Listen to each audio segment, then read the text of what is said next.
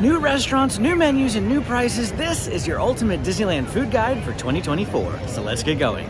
We're gonna begin right here on Main Street, USA, and work our way around the park land by land, showing you every single restaurant at Disneyland in 2024. First up, we have Carnation Cafe, which is a table service restaurant here at Disneyland, which requires advanced dining reservations. You can make those advanced dining reservations 60 days in advance. If you can't get a reservation, go ahead and sign up for alerts at Mouse Dining, or you can try to join the walk-up list on the day that you arrive. Here at Carnation Cafe, you'll find soups, gourmet burgers, as well as additional entrees such as chicken, fish, and the braised short rib pictured here.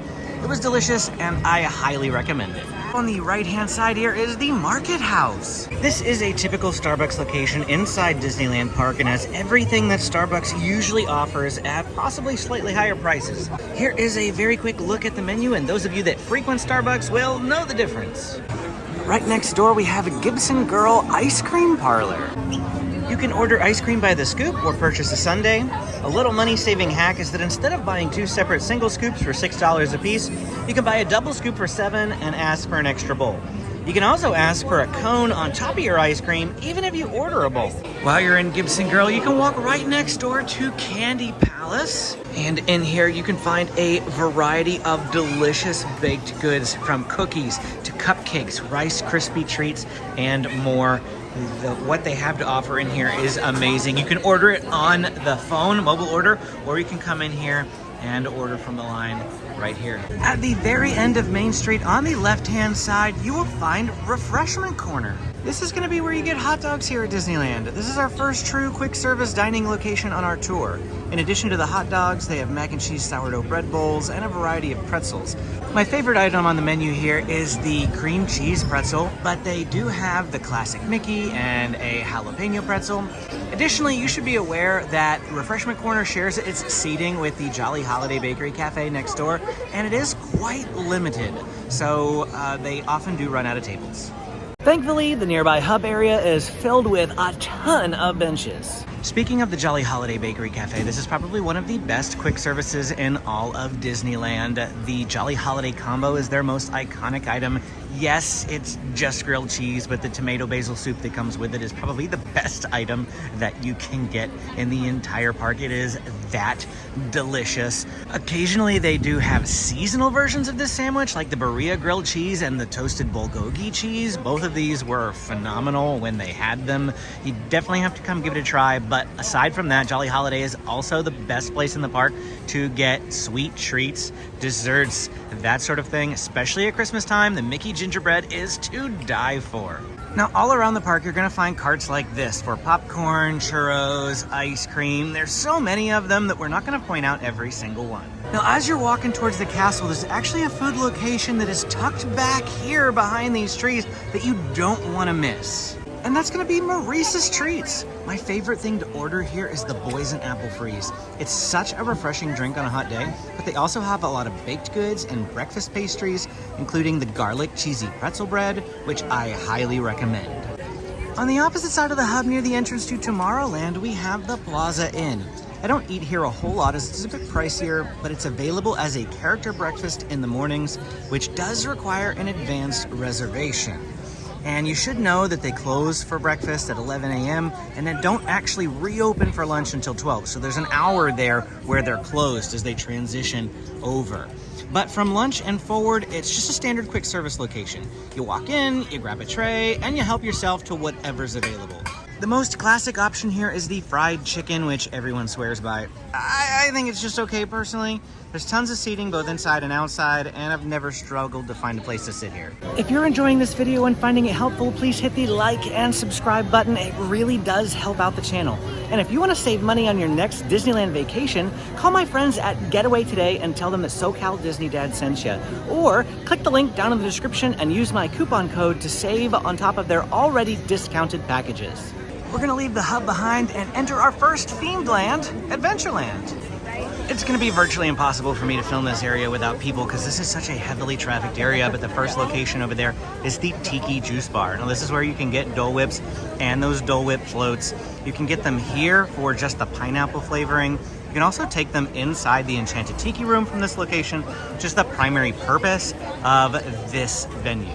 But tucked away on the other side of the Enchanted Tiki Room is the Tropical Hideaway, which is another location that you can get those Dole Whips, both pineapple flavored and some seasonal flavors. Right now they're offering mango and strawberry. I have seen the strawberry swapped out for cherry and I feel like one other flavor before. Raspberry, that one was my favorite. There's been strawberry for quite some time. You can see the prices there off to the side.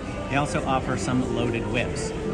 Now, in addition to Dole Whips over there in that area, you can actually get some bao buns, which are really good for savory options. So they got sweet over here and bao over there for the savory options. There is usually enough seating in here for you to find a table, but it is still pretty limited.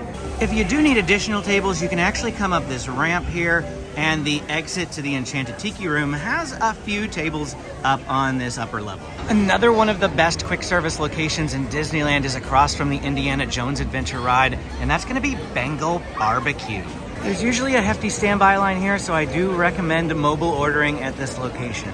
Every single meat offering here is piping hot and delicious. Be aware though that their bread, the tiger tail, is dry and awful. Skip that, but the meat skewers are to die for here. I prefer the Banyan beef skewer over the others, but it's also pretty spicy, so the Bengal beef may be more your speed if spice is an issue. Seating for this location is inside the building just prior to the restaurant, but it's almost always full. If that's the case, it's just a short walk to nearby Stage Door Cafe, which usually has plenty. Before we get there though, we're going to encounter river. How hard is it to say river? Before we get to Stage Door Cafe though, we're going to encounter River Belle Terrace in Frontierland. This is a table service restaurant requiring dining reservations. Once Fantasmic resumes in May, I expect they'll bring back their dining packages as well. This is a first come, first serve offering where you just tell your server you're interested, and they'll bring out a special menu that includes tickets to a reserved seating section for Fantasmic. For more information, you can check out my full review of the experience. I'll put a link down in the description. They have changed their menu since I've eaten there last, but here's a look at a few of the items that we've ordered in the past. Prices are in the $23 to $29 range as of the time of this filming. Next up, we're going to encounter both the Golden Horseshoe and Stage Door Cafe. These two are technically separate locations, but their food is nigh on identical. The only difference being where you eat. Stage Door Cafe is outside, while the Golden Horseshoe is inside. There's nothing stopping you from eating in either location regardless of where you order from. But in my personal opinion, the food here is just terrible and some of the worst in the whole park. If you time it right though, there is a nice little show inside the Golden Horseshoe that might be worth your time. Across the road from the Golden Horseshoe is Rancho del Zocalo. I actually just learned how to pronounce that within the last year. They don't offer mobile order, and this is another like grab a tray and help yourself situation. But the food portions are so sizable that my wife and I often split, making Rancho del Zocalo a budget-friendly restaurant with decent food. We usually get the Burritos Sonora if you're curious. It's also got the largest seating area at Disneyland. We've never had any trouble finding a place to eat here. My kids' favorite spot is off to the right so they can watch Big Thunder Mountain Railroad while they eat, which is totally awesome for kids. Who am I kidding? It's totally awesome for adults too. Before we leave Frontierland, I did want to point out this small stand called the Ship to Shore Marketplace. This location sells chimichangas on a first-come, first-served basis, as well as those popular turkey legs. It's a quick grab-and-go breakfast for my family, and I mean, they are open later on in the day as well. We did an about face now and are actually passing by River Belle Terrace on our left again to head into New Orleans Square, which is straight ahead. Yeah, it's pretty crowded here today, if you can't tell. The first food location is in this tiny nook, and it's called Royal Street Veranda.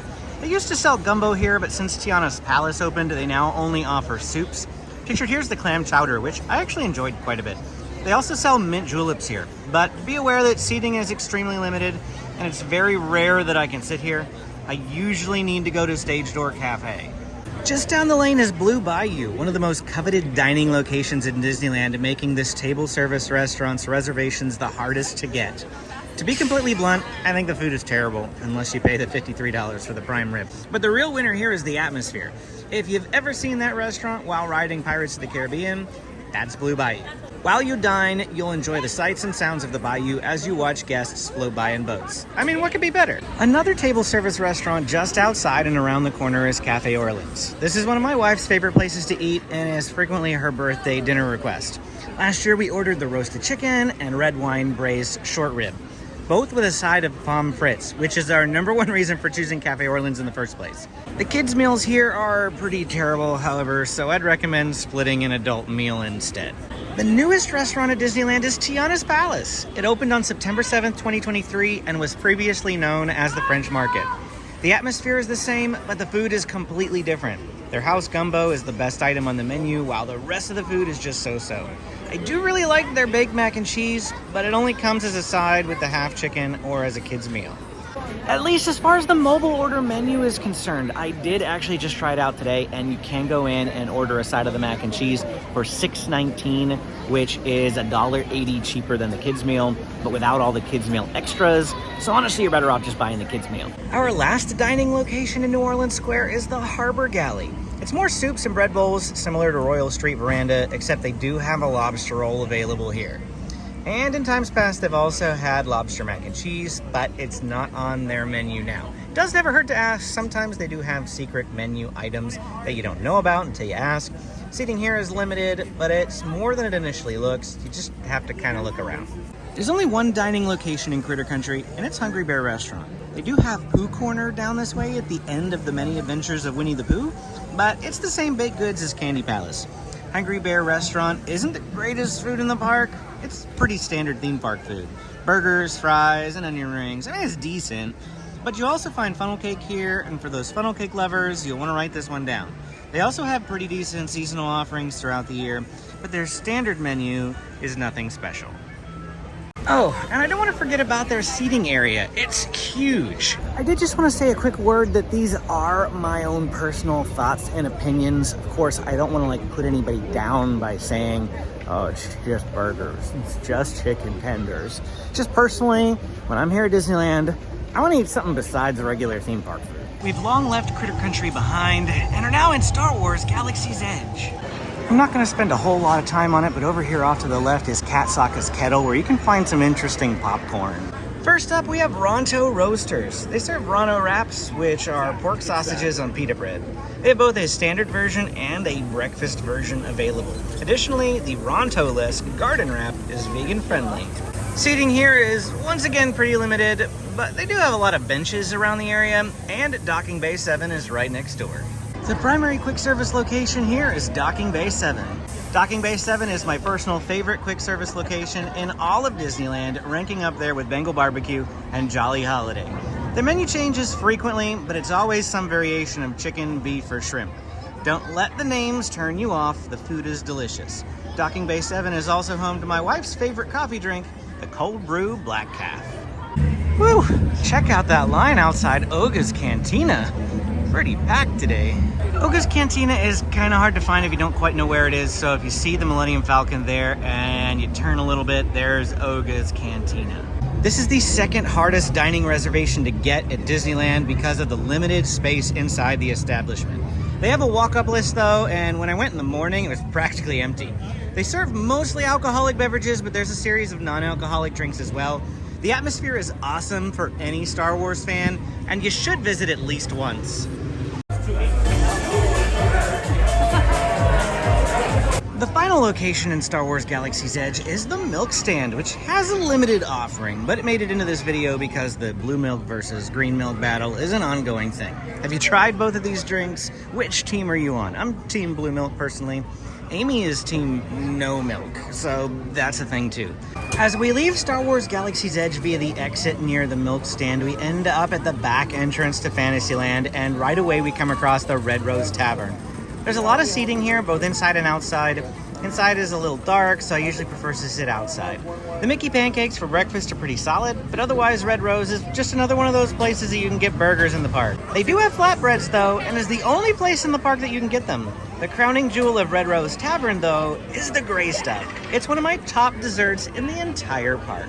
There's no other food in the heart of Fantasyland here, so we do have to turn our eyes towards the Matterhorn and head that direction. Right across from the entrance to the Matterhorn is Edelweiss Snacks.